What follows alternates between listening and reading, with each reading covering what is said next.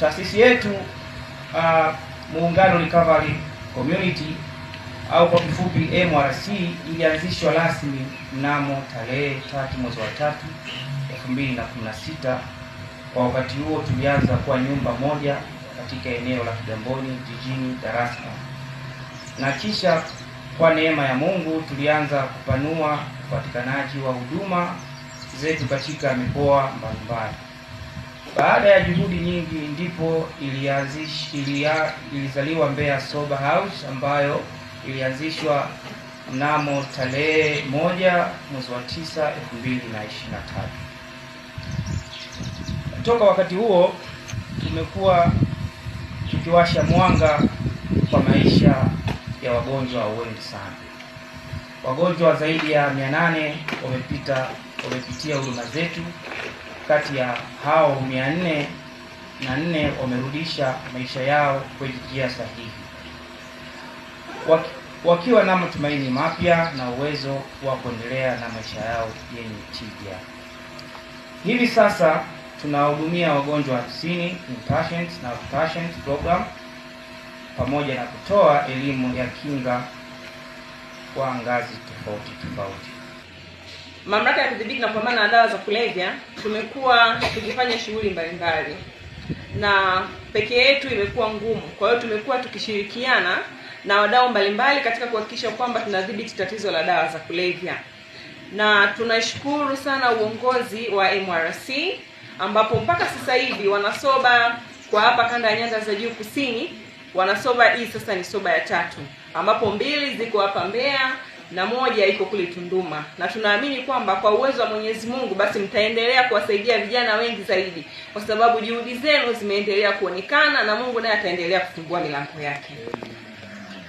Kama tunavyojua tatizo la dawa za kulevya ni changamoto ambayo inaendelea, na tuseme kwamba imeendelea kukua katika maeneo yetu yote hapa duniani, lakini pia Tanzania na hata katika upande huu wa kanda ya Nyanda za Juu Kusini. Na hali hii imepelekewa sana na uwepo wa mipaka. Najua kwamba kanda ya Nyanda za Juu Kusini inaitwa lango la SADC kwa sababu tumekuwa tukipakana na nchi nyingi. Kwa hiyo uingiaji wa dawa nyingi za kulevya umekuwa ukipita hapa, na sio tu kwamba zinapita, nyingine zimekuwa zikibaki, na wadau wakubwa wa matumizi wa hizo dawa ni vijana. Ndio maana tunaona kuna kundi kubwa la vijana ambao wamejikuta wanaingia kwenye matumizi ya hizo dawa za kulevya.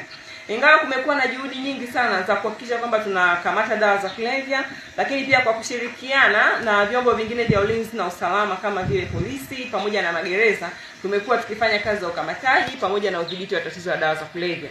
Lakini pia tumekuwa tukishirikiana na wadau wengine katika utoaji elimu juu ya hili tatizo la dawa za kulevya, ili jamii iweze kuelewa juu ya tatizo hili la dawa za kulevya na iweze kuachana nazo. Ila kwa bahati mbaya kuna wengine wamejikuta wameingia kwenye hayo matumizi ya dawa za kulevya. Na ubaya ni kwamba nguvu kubwa tumekuwa tukiiweka kwenye dawa za kulevya ambazo ni hatari kama vile bangi, mirungi, heroin, cocaine pamoja na dawa nyingine ambazo ni hatari. Kitu ambacho kimepelekea watu wengi sasa waingie kwenye matumizi ya pombe, ambazo hizo pombe zimekuwa zikileta tatizo lingine pia kubwa katika jamii zetu. Kwa hiyo jamii kwanza ielewe kwamba pombe pia ni dawa ya kulevya. Ndio maana ina madhara. Na ndio maana hata sasa hivi tunaona hii soba ya pili, lakini hapa inahusiana na masuala ya pombe tu, kwamba hata pombe pia ni dawa ya kulevya.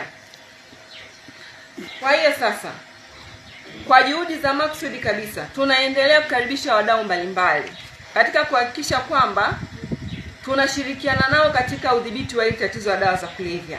Wale ambao watakuwa tayari kufungua soba, sisi kama mamlaka tupo tayari kuendelea kushirikiana nao na kuwapa nguvu katika kuhakikisha kwamba wafungue soba, ili kuwasaidia wale vijana ambao tayari wameshajiingiza kwenye matumizi ya hizo dawa za kulevya, ikiwemo hizi pombe ambazo zimekuwa zina madhara mbalimbali. Ukianzia tu kwenye afya, dawa za kulevya zimekuwa zikipelekea sana magonjwa, ikiwemo magonjwa ya moyo, ikiwemo magonjwa ya ini, inapelekea kansa mbalimbali, lakini pia imekuwa ikipelekea tatizo la afya ya akili. Watu wengi ambao wamekuwa wakijiingiza kwenye matumizi ya dawa za kulevya wamekuwa wakipitia changamoto hii ya tatizo la afya ya akili. Sisi polisi kama wadau katika swala zima la kupambana na dawa za kulevya, ili pia uraibu wa dawa za kulevya, ili pia sisi tutasaidia katika mapambano ya dawa za kulevya. Kwa wale ambao katika hii kituo kuhakikisha kwamba wanafuata masharti, kuhakikisha kwamba muda wote wale ambao wameelekezwa na wataalamu wanafuata. Kundi hili sisi kama Maendeleo ya Jamii pia tunalihudumia kwa kutoa fursa mbalimbali ambazo zinapatikana katika jamii, kama elimu ya ujasiriamali kwa ajili ya vijana hao ambao tayari wamesharekebika tabia, waweze pia kukutana na fursa ambazo zinatangazwa na serikali kwa ajili ya kuinua uchumi na kuweka maisha yao kuwa mazuri.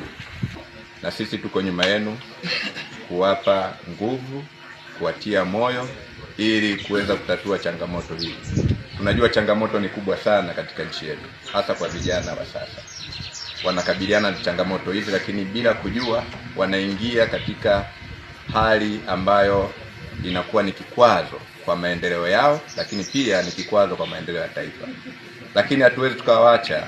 Ni kama nyie mlivyoamua sasa kuweza kupigana na hili janga na kuweza kuwasaidia watu hawa, na sisi tuko nyuma yenu kuweza kuwapa nguvu ili kuweza kuona kwamba tunatengeneza jamii yenye manufaa hapo baadaye.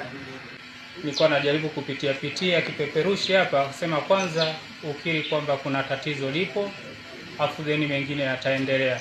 Kwa hiyo nawapongeza sana MRC kwa hatua hii, kwa kusogeza huduma kwa jamii. Alikuwa naongea hapa kwenye risala, sometimes kuna gharama ambazo zinahitajika, kwa hiyo hali duni za jamii ambayo inatuzunguka inatusababisha tunaacha vijana wetu wanapotea. Lakini kwa kutusogezea huduma hii karibu, tunaamini vijana wataenda kurekebishika. Lakini nipende pia kuwakaribisha NBC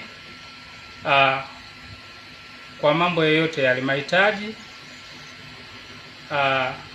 Kama kutakuwa na uhitaji wa kusupport kwa namna moja ama nyingine, tutapokea maombi yenu then tutafanyia kazi.